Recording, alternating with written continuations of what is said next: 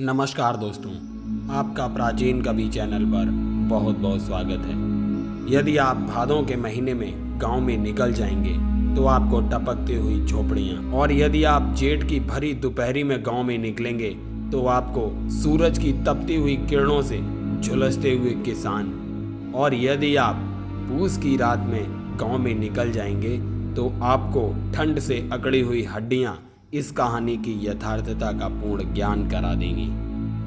तो चलिए दोस्तों, हम प्रारंभ करते हैं पूस की रात कहानी का पाठन। हल्कू ने आकर स्त्री से कहा, सहना आया है, लाओ जो रुपए रखे हैं उसे दे दूं। किसी तरह गला तो छूटे। मुन्नी झाड़ू लगा रही थी, पीछे फिरकर बोली, 3 ही तो रुपए हैं, दे दोगे तो कम्बल कहाँ से आवेगा? माघ पूस की रात हार में कैसे कटेगी? उससे कह दो फसल पर रुपए दे देंगे, अभी नहीं। हल्कू एक क्षण अनिश्चित दशा में खड़ा रहा। पूस सिर पर आ गया। कम्बल के बिना हार में रात को वह किसी तरह नहीं जा सकता, मगर सहना मानेगा नहीं। घुड़कियाँ जमाएगा, गालियाँ देगा। बला से जाड़ों में मरेंगे, बला सिर से टल जाएगी।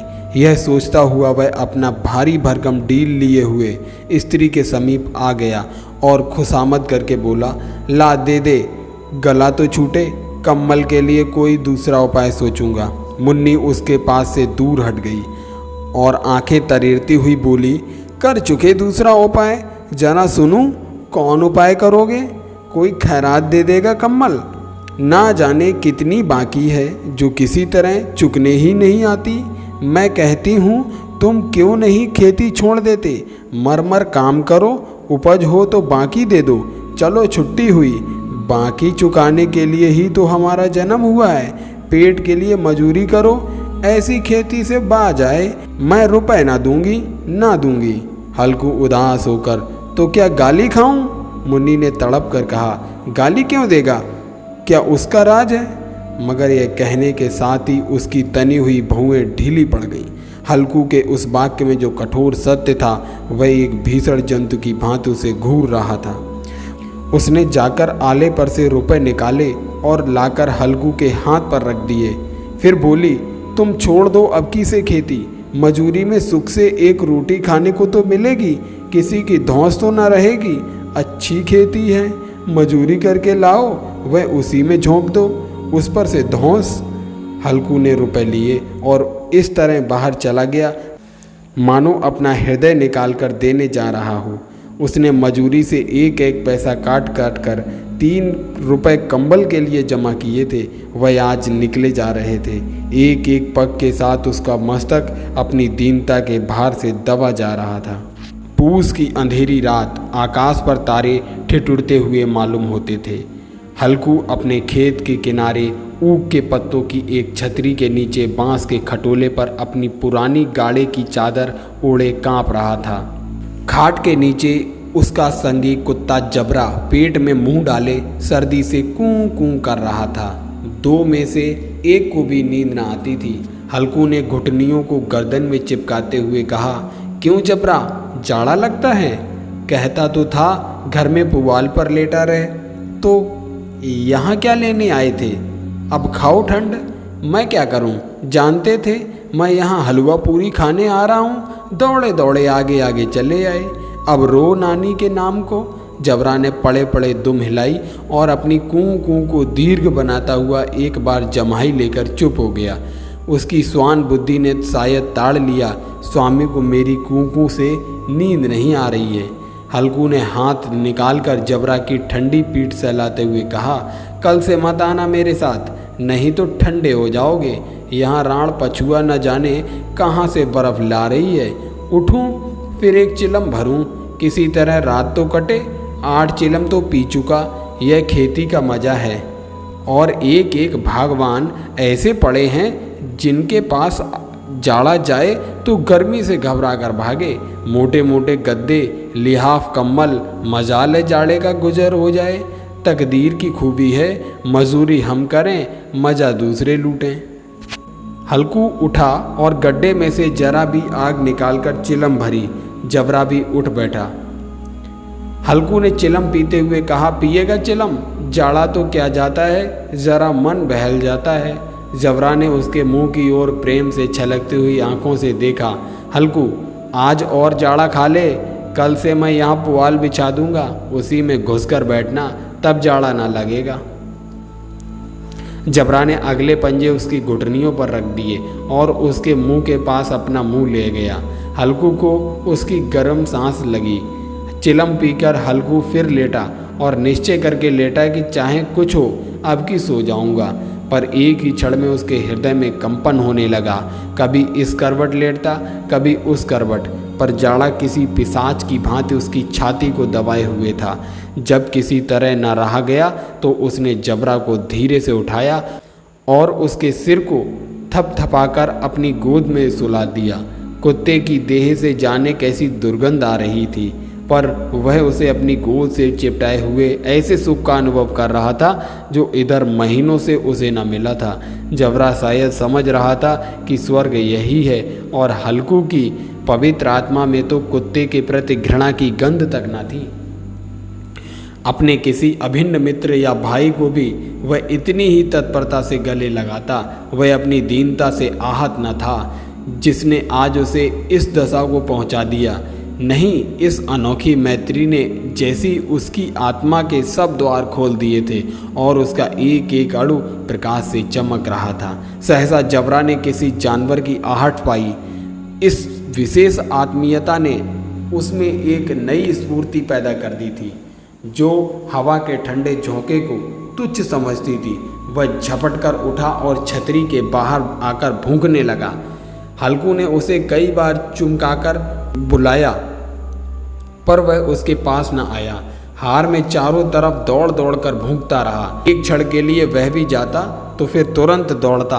कर्तव्य उसके हृदय में अरमान की भांति उछल रहा था। 1 घंटा और गुजर गया। रात ने शीत को हवा से धधकना शुरू किया। हल्कू उठ बैठा और दोनों घुटनों को छाती से मिलाकर सिर को उसमें छिपा लिया। फिर भी ठंड कम न हुई। ऐसा जान पड़ता था सारा रक्त जम गया है, धमनियों में रक्त की जगह हिम बह रही है। उसने झुककर आकाश की ओर देखा। अभी कितनी रात बाकी है। सप्तऋषि अभी आकाश में आधे भी नहीं चढ़े। ऊपर आ जाएंगे तब कहीं सवेरा होगा। अभी पहर भर से ऊपर रात है। हल्कू के खेत से कोई 1 गोली के टप्पे पर बागों का आम था। पतझड़ शुरू हो गई थी। बाग में पत्तियों का ढेर लगा हुआ था। हल्कू ने सोचा चलकर पत्तियां बटोरूं और उन्हें जलाकर खूब तापूं।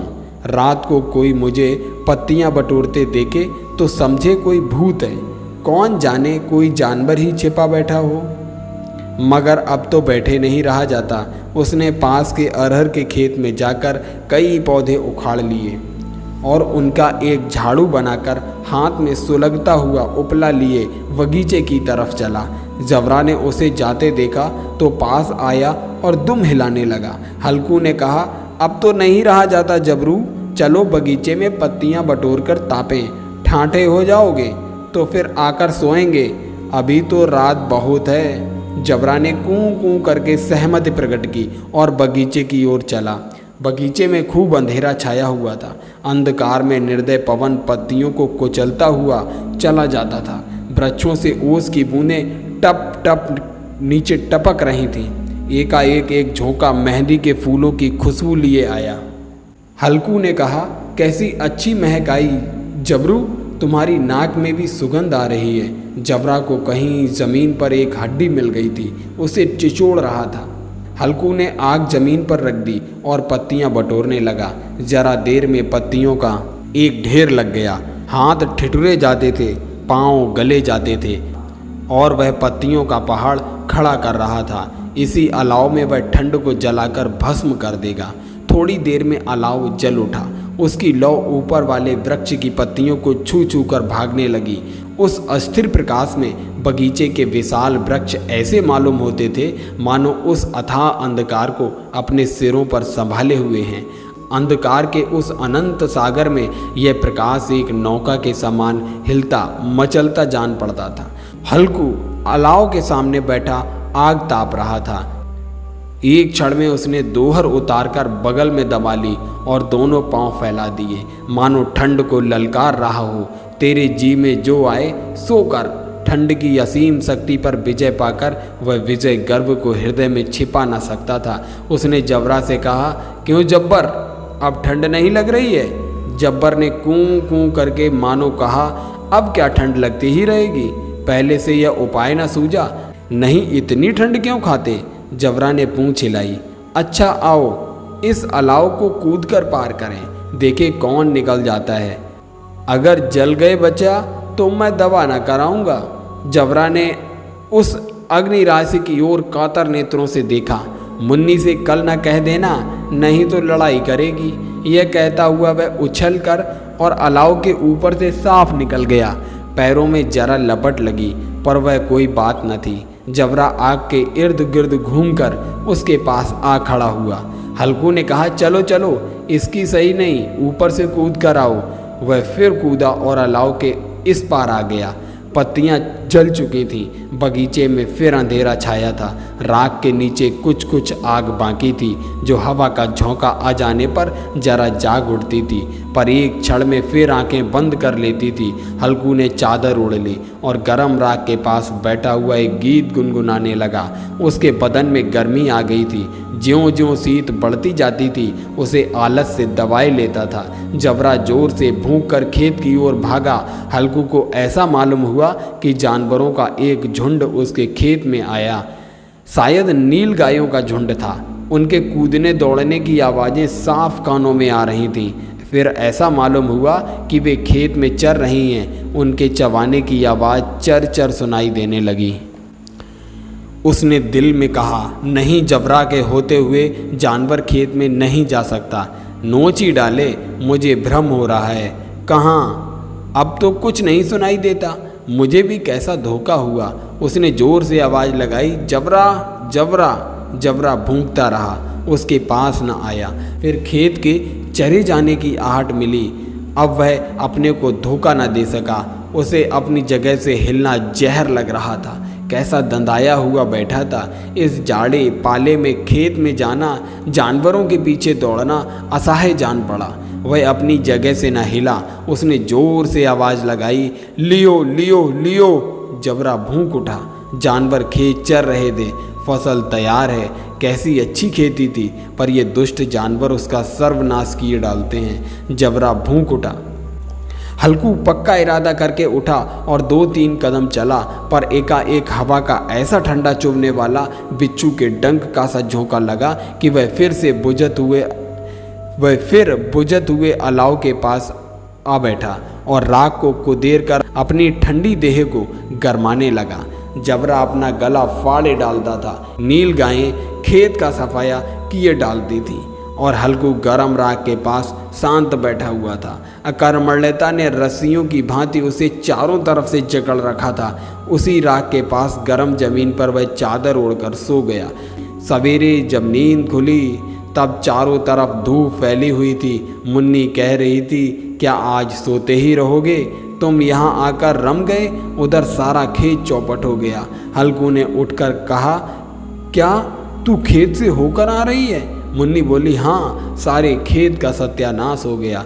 भला ऐसा भी कोई सोता है? तुम्हारे यहाँ मड़ैया डालने से क्या हुआ? हल्कू ने बहाना किया, मैं मरते मरते बच गया। तुझे अपने खेत की पड़ी है?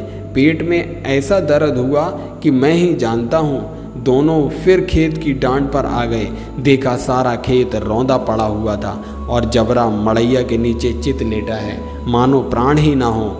दोनों खेत की दशा देख रहे थे। मुन्नी के मुख पर उदासी छाई थी, पर हल्कू प्रसन्न था। मुन्नी ने चिंतित होकर कहा, अब मजूरी करके मालगुजारी भरनी पड़ेगी। हल्कू ने प्रसन्न मुख से कहा, रात की ठंड में यहाँ सोना तो ना पड़ेगा।